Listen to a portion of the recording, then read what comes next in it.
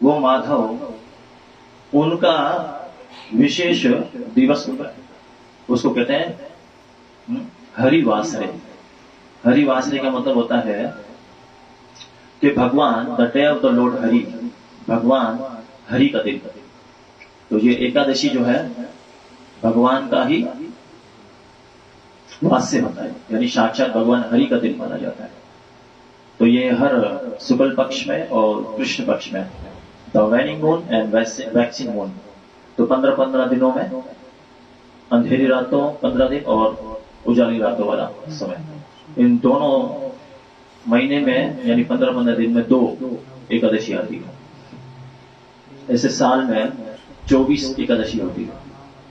और कभी कभी जब अधिक मास आता है, जिसको कहते हैं पुरुषोत्तम मास, भगवान श्री कृष्ण का विशेष महीना है अधिक मास, तो वो 2 साल 8 महीने के बाद जाकर वो महीना आता है, तो उसमें ये 26 हो जाती है, 1 महीना एक्स्ट्रा आ जाता है। तो ये एकादशी तिथि सर्वश्रेष्ठ बताई गई है। तो जिस प्रकार से अलग अलग लोग उपवास करते हैं, उप का मतलब होता है नजदीक, वास का मतलब रहना, यानी किसके नजदीक रहना, भगवान के नजदीक रहना, उसको कहते हैं उपवास। ये उपवास की डेफिनेशन। तो ऐसे बताया गया है कि अलग अलग प्रकार के अनुष्ठान श्रीमद् भागवत महापुराण में दिए गए हैं।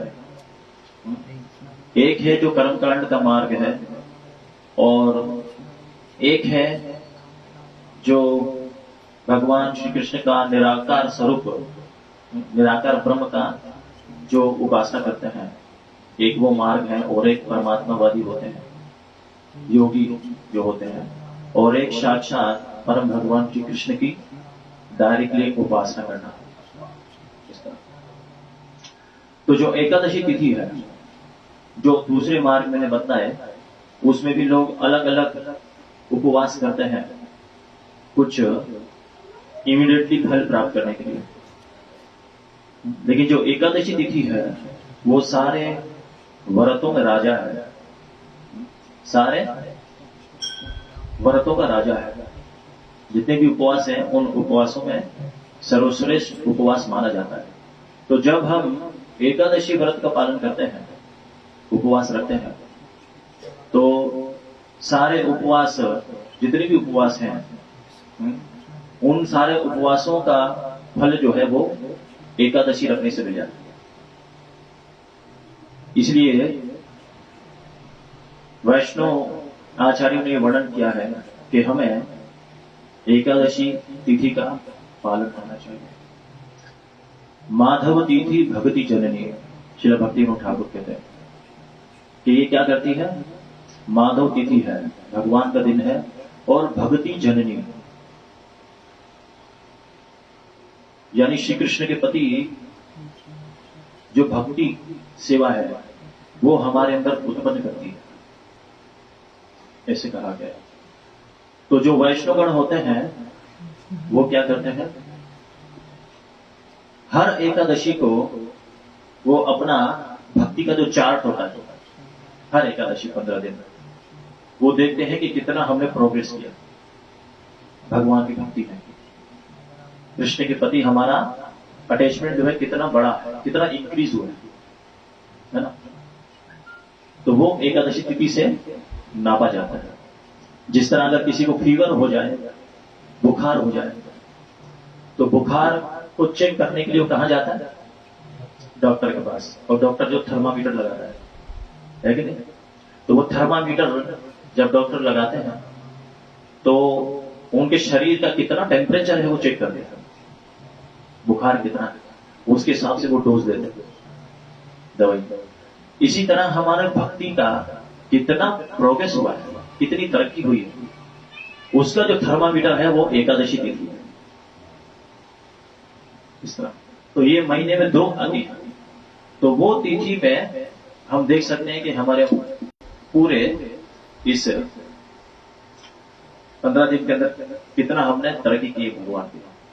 तो इसलिए एकादशी तिथि के दिन हम लोग, भक्त लोग जो है, वो अपना भक्ति साधना का चार्ट जो है वो चेक करते हैं। तो ये एकादशी तिथि मतलब भक्ति का थर्मामीटर है ना, कितना बुखार हमको चढ़ा है, कितनी भक्ति की, कितना नाम जप किया है, कितने लोगों की निंदा की है ना, कितने पाप कार्य किए हैं, तो वो 15 दिन के अंदर पूरा थर्मामीटर में चेक करते हैं। उसके हिसाब से ही हमारा भजन होता है ना। तो 15 दिन हम लोग रोज रोज भगवान का नियम का पालन करके हरे कृष्ण महामंत्र का जप करते हैं ध्यान पूर्वक, और सबको सम्मान पूर्वक आदर करते हैं और हमेशा भगवान का ही चिंतन करते हैं 15 दिन। तो एकादशी के दिन भगवान का ध्यान पूर्वक जप करने का हमें लाभ प्राप्त होता है और भी ज्यादा गंभीरता पूर्वक। तो जब हम एकादशी के दिन भगवान का नाम सुनते हैं, जैसे अभी हम एक एक शब्द सुन रहे हैं भगवान का, तो ये दिन जो है बोनस का दिन होता है। बोनस का मतलब आपको डबल मिलेगा। भगवान का नाम जप करने का जो एडवांटेज है, जो फायदा है, उसका दुगना। तो एकादशी तिथि के दिन ये होता है। तो एकादशी के दिन हम लोग को ज्यादा हरि की चिंतन, हरि नाम का चिंतन करना चाहिए। ये हरे कृष्ण महामंत्र का उच्चारण करना चाहिए, है ना। और दृढ़ संकल्प होगा। दृढ़ संकल्प का मतलब होता है साबित कदम, यानी डिटर्मिनेशन। तो पहले मुझे भगवान का नाम लेना है, उसके बाद हमने भौतिक कार्य जो है हमारे उसको करना है। तो वो भी कृष्णमय हो जाते हैं, जितने भी मादी कार्य, है ना। कृष्ण भावना भावित हो जाती है। तो कृष्ण भावना भावित का मतलब है कि कृष्ण भगवान के जो आदेश हैं, उनका जो मन की बात है, उसके अकॉर्डिंगली, उसके अनुसार कार्य करना, उसको कहते हैं कृष्ण भावना, यानी कृष्ण शऊर, कृष्ण चेतना, उसके अनुसार कार्य करना। तो ऐसा हम करते हैं तो भगवान बहुत प्रसन्न होते हैं। तो हमें भगवान शक्ति प्रदान करते हैं नाम जप करने के लिए, और जितने अच्छे से हम भगवान के नामों का उच्चारण करेंगे, तो हमारे अंदर जो 6 टाइप ऑफ एनिमीज, शत्रु है, शत्रु का मतलब दुश्मन, वो हमारे अंदर है। काम, क्रोध, लोभ, मोह, मद, मत्सर्य, ये 6 प्रकार के अनर्थ हैं। अनर्थ का मतलब होता है कि जिसका कोई अर्थ नहीं है ना, उसको कहते हैं अनर्थ। तो ये हमारे हृदय में बसे। तो भगवान क्या है, भगवान के आशीर्वाद से, उनकी कृपा से, उनके नाम जप से हम क्या करते हैं, इन अनर्थों को भगाते हैं, जिसकी वजह से हमारा जीवन विचलित रहता है ना, स्थिर नहीं होता है, चिंतित रहता है। तो भगवान का नाम लेने से क्या है, ये अंदर के जो अनर्थ हैं, जब ये समाप्त होते हैं तो हमारा मन संतुष्ट हो जाता है। तो भगवान का चिंतन भी अच्छा होता है, और जो भी हम व्यवसाय करते हैं, व्यवसाय मतलब खाने पीने के लिए ये सब चीजें, तो उसके लिए धन चाहिए, तो उसके लिए हम कारोबार करते हैं, व्यवसाय करते हैं, वो सब अपने आप बैलेंस हो जाता है भगवान की इच्छा अनुसार। तो हमें एकादशी तिथि को भक्तों के साथ सानिध्य में रहकर, भक्तों के साथ बैठकर भगवान के नामों का उच्चारण करना चाहिए। हरे कृष्णा कृष्ण कृष्ण हरे हरे, हरे राम राम राम हरे हरे, इस महामंत्र का उच्चारण करना चाहिए। एकादशी तिथि सारे उपासों में राजा है। इसी तरह भगवान का जो नाम है, अलग अलग प्रकार के मंत्र हैं, लेकिन उन मंत्रों में सर्वश्रेष्ठ जो मंत्र है, जो राजा है, वो कौन है, हरे कृष्ण महामंत्र। तो जब हम हरे कृष्ण महामंत्र का जप करते हैं, तो उसमें सारे मंत्र आ जाते हैं, है ना।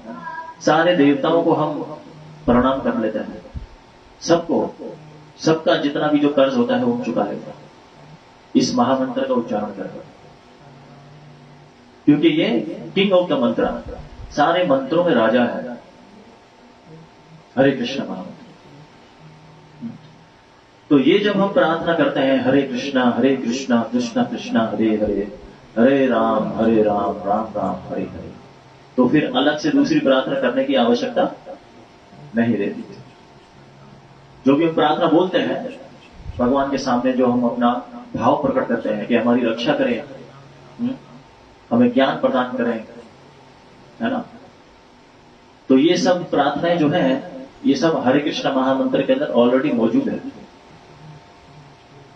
तो जो हम हरे कृष्ण बोलते हैं तो वो सबसे सर्वश्रेष्ठ प्रार्थना बताई गई है, सबसे सर्वश्रेष्ठ। इसको पढ़ने से सारी प्रार्थनाएं भगवान सुन लेते हैं। तो हमारी जो भी इच्छा होती है उसको भगवान देख लेते हैं, तो उसके अनुसार भगवान हमें फल प्रदान करते हैं। ये यथा मां प्रपद्यन्ते तम तथैव भजाम्यहम् मम वर्तमानुवर्तन्ते मनुष्य पार्थ सर्वशः। श्रीमद् भगवद गीता के चौथे अध्याय के 11वें श्लोक में भगवान ये श्लोक बतलाते हैं। ये यथा माम का मतलब था कृष्ण कह रहे कि मेरा मतलब मेरी भक्ति करना, आश्रय करना, मेरा भजन करना, ठीक है। ये यथा माम प्रपद्यन्ते, प्रपद्यन्ते का मतलब होता है भगवान श्री कृष्ण के चरण कमल, उसको कहते हैं प्रपद्यन्ते। तो ये यथा मतलब जिस भाव से भगवान श्री कृष्ण के चरण कमलों का वो आश्रय लेता है। ये यथा मां प्रपद्यन्ते तम तथैव भजाम्यहम्, आश्रय लेकर भगवान का भजन करता है।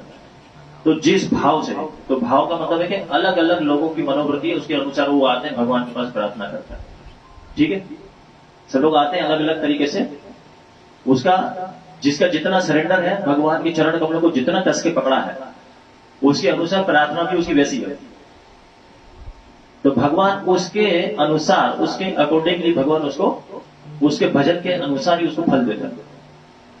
ये यथा मां प्रपद्यन्ते तम तथैव भजाम्यहम्, जो मेरा भजन करता है मेरे चरण कमलों का आश्रय लेकर, जिस जिस भाव से, अलग अलग भाव से, तो मैं क्या करता हूं, तम तथैव भजाम्यहम् मम वर्तमानुवर्तन्ते मनुष्य पार्थ सर्वशः। तो मैं उसको ऐसा ही फल प्रदान करता हूं, मनुष्य पार्थ सर्वशः, है ना। उनको मैं वैसा फल देता हूं जो जिस भाव से मेरा भजन करे। मान लीजिए कि अगर कोई मांस खाने की इच्छा है किसी की, ठीक है, तो उसकी इच्छा है लेकिन अपनी शक्ति से तो नहीं खा सकता है। भगवान की शक्ति से हमारा शरीर चल रहा है ना, रात को हम डिस्कस कर रहे हैं, हर चीज भगवान के अंडर कंट्रोल है। तो उनकी शक्ति के बगैर एक पत्ता भी नहीं हिलता है ना। तो इस श्लोक में भगवान ये वर्णन करते हैं कि जिस भाव से वो इच्छा प्रकट करता है, मेरा आश्रय लेता है ना, तो मैं उसको वैसा ही रिसिप्रोकेट करता हूं। रिसिप्रोकेट का मतलब भगवान उसको फल देता है।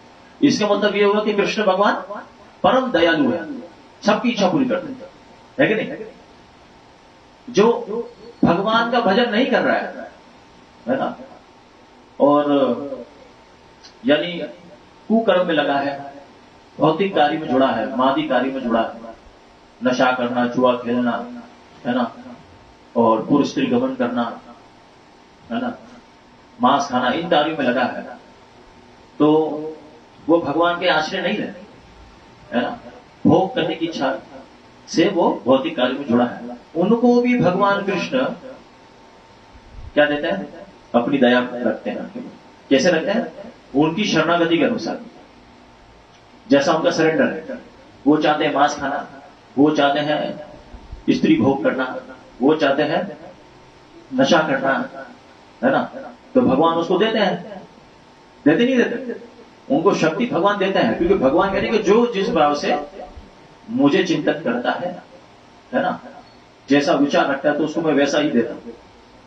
ये भगवान का प्रॉमिस ऐसे बता, है ना। तो अब ये तो होगी अपने अपने भाव स्वभाव, है ना। लेकिन हम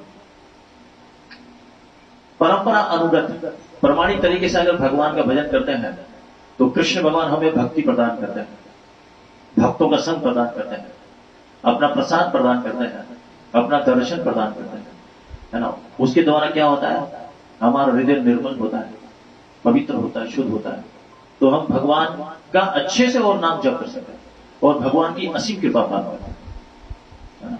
तो जो भी कार्य संपन्न होता है वो भगवान की कृपा से है ना, चाहे वो डायरेक्टली हो या इनडायरेक्टली हो, हर तरीके से, है ना। तो कोई डायरेक्ट भगवान कृष्ण को शरणागत होता है, कोई इनडायरेक्टली होता है ना। दूसरे शक्तियों के पास, जो भगवान की शक्तियां हैं, उनके पास जाकर उनकी उपासना करते हैं, तो उनको भगवान उसके अनुसार ही वो फल प्रदान करता है, ये भगवान प्रॉमिस करते हैं। तो इसीलिए हम लोगों को भगवान से ये हृदय से प्रार्थना करना चाहिए, क्योंकि परमात्मा रूप में भगवान हमारे हृदय में मौजूद है ना। ईश्वर सर्व भूतानां हृदयेषु अर्जुन तिष्ठति, हमारे दिलों में भगवान बैठे हैं।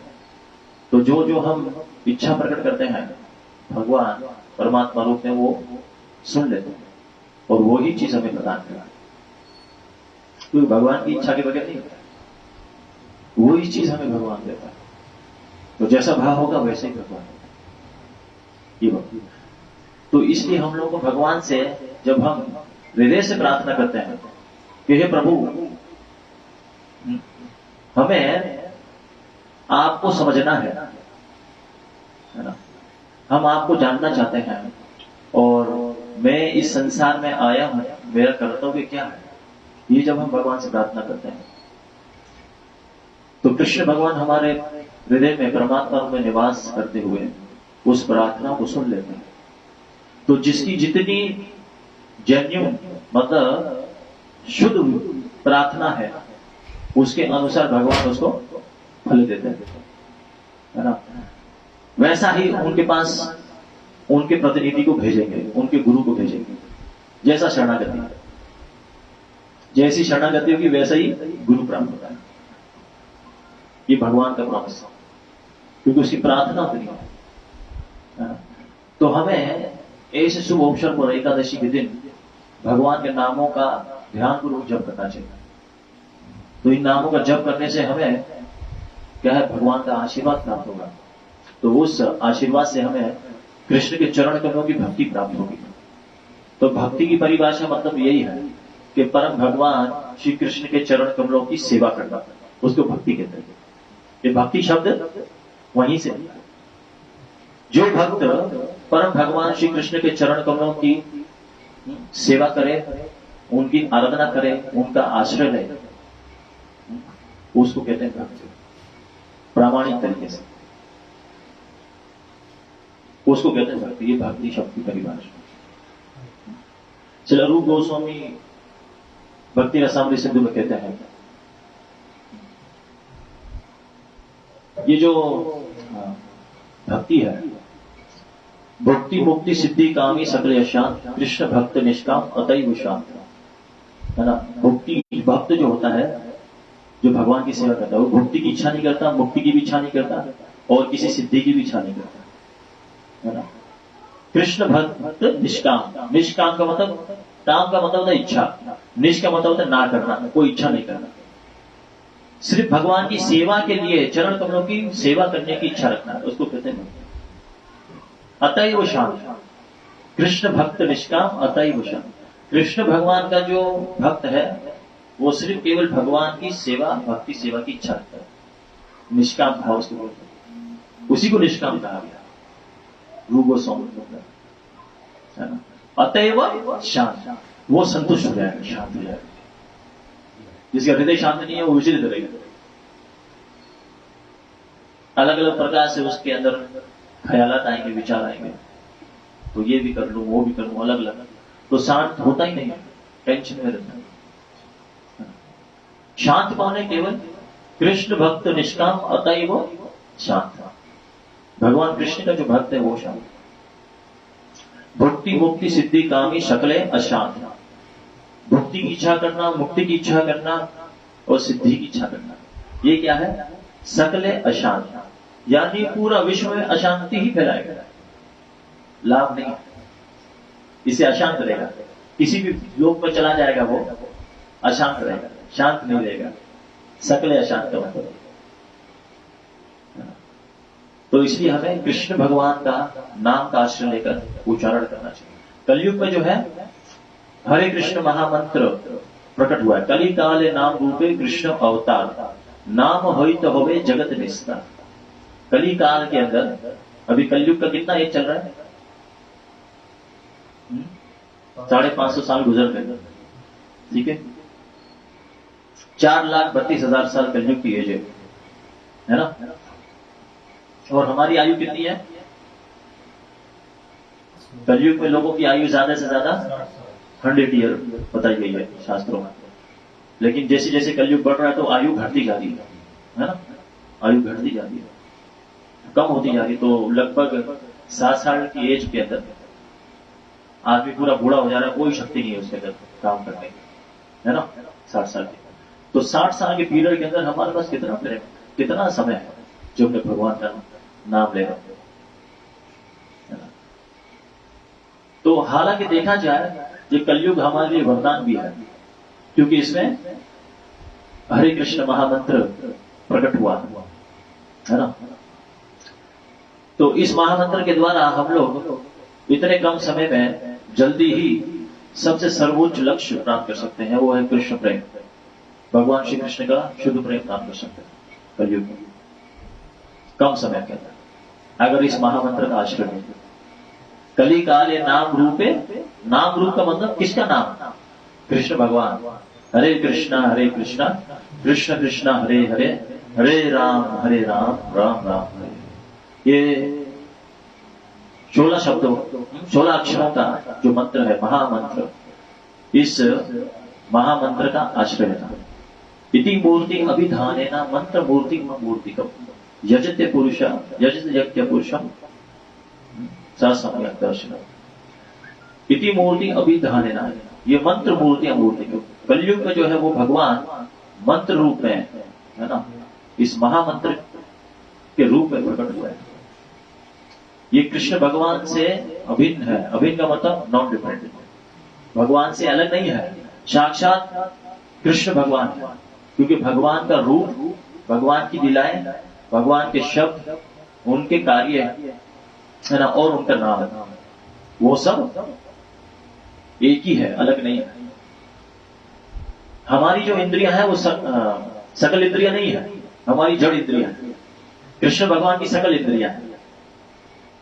अंगानि यस्य सकलेन्द्रिय वृत्तिमान्ति पश्यन्ति पान्ति कलयन्ति चिरं जगान्ति आनंद चिन्मय सत् उज्ज्वला विग्रहस्य गोविंदमादि पुरुषं तमहं भजामि।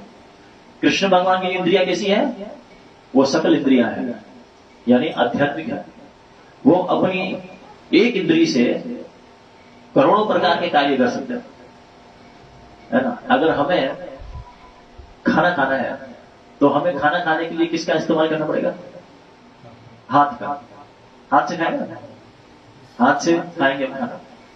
लेकिन कृष्ण भगवान की इंद्रियां ऐसी नहीं है।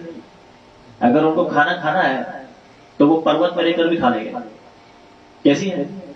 जैसे गोवर्धन पर्वत हम देखते हैं, पर्वत के रूप में है ना भगवान, सारा का सारा खा लिया। जो राजेंद्र की पूजा के लिए रखा गया था व्यंजन पकवान सारा खा गए भगवान। तो भगवान किसी भी जगह से कहीं से भी कुछ भी खा सकता है और अपने शरीर के किसी भी अंग से कुछ भी कार्य कर सकता है। हमारे जो शरीर के अंग हैं वो अलग है, हमारी इंद्रियां जड़ है। भगवान की इंद्रियां जड़ नहीं, वो आध्यात्मिक है। भगवान की नसें नहीं है, भगवान के शरीर में नसें नहीं है। हमारे शरीर में नसें दिखती है कि नहीं? कृष्ण भगवान का आध्यात्मिक शरीर है, चिन्मय है, ऐसे बताया है ना। वो सर्वशक्तिमान है। तो इसलिए बताया कि वो अपने शरीर के किसी भी अंग से कुछ भी कार्य कर सकते हैं, हम नहीं कर सकते। इसलिए बताया गया है कि भगवान का रूप, उनका गुण, उनकी लीलाएं, उनका नाम अलग नहीं है ना। ये सब आध्यात्मिक है ना। अंदर से और बाहर से श्री कृष्ण पूर्ण रूप से रसराज है, आध्यात्मिक है, मतलब रूहानी है। हम लोग पूर्ण रूप से रूहानी नहीं है, यह अंतर बताया गया। तो इसलिए कृष्ण भगवान का नाम जो है कृष्ण से अभिन्न बताया गया है, उनसे अलग नहीं है। कली काले नाम रूपे कृष्ण अवतार, नाम होइत होए जगत निस्तार। इस नाम से, इस महामंत्र के कीर्तन से पूरे जगत का निस्तार होगा। पूरे जगत का, मतलब पूरे जगत में शांति फैलेगी इस महामंत्र के उच्चारण से। जोर जोर से एक साथ मिलकर सब जने कीर्तन करना उनके नाम का। हरे कृष्णा कृष्ण कृष्ण हरे हरे, हरे राम राम राम हरे हरे। इस महामंत्र का कीर्तन करना। इस महामंत्र के कीर्तन से सारी प्रकार की जितनी भी समस्या है वो सब पूरी हो जाएगी, है ना। इति षोडशकम नाम नाम कलि कलमश नाशनम नतः परोपाय तो सर्व वेदेषु दृश्यते। ये जो कलिशंत्र उपनिषद में दिया है, इति षोडशकम नाम नाम, ये जो भगवान का नाम है 16 शब्दों का। कलि कलमश नाशनम, हरे कृष्ण महामंत्र ही केवल कली के कलमश को नाशनम डिस्ट्रॉय कर सकता है, खत्म कर सकता है। इति षोडशकम नाम नाम कली कलमश नाशनम नतः परतर उपायत सर्व वेदेषु दृश्यते। और कोई उपाय नहीं है, सारे वेदों का यही दृश्य है ना। सारे वेदों का यही सार है, यही दर्शन है कि केवल कलयुग में इस नाम का आश्रय लेकर लोग अपना जीवन का कल्याण करेंगे इस कलयुग में, और कोई उपाय नहीं। हरे नाम एव केवलम कलो नास्ति एव गतिर अन्यथा। कलयुग में केवल हरि का नाम और कोई रास्ता नहीं है। तो 3 टाइम बोला है ना। किसी बात को अगर पक्का करना हो तो अगर वो 3 बार बोला जाए तो समझ लीजिए वो बात पक्की हो गई, है ना। वो बात ऑथेंटिकेट हो जाती है, तस्दीक शुदा हो जाती है। तो इस वर्ण नारदी पुराण के अंदर ये श्लोक में वर्णन किया गया है कि 3 बार बताया गया है, हरे नाम एवं केवलम। केवल का मतलब होता है कि यही महामंत्र कलयुग में। हरे नाम एवं केवलम। कलो का मतलब कलयुग में नास्तिक एवं नास्तिक गति रहते है ना। कलयुग के प्रभाव को खत्म करेगा, नाश करेगा। और गति अन्यथा का मतलब नो अदर वे, और कोई रास्ता नहीं है। नो अदर वे।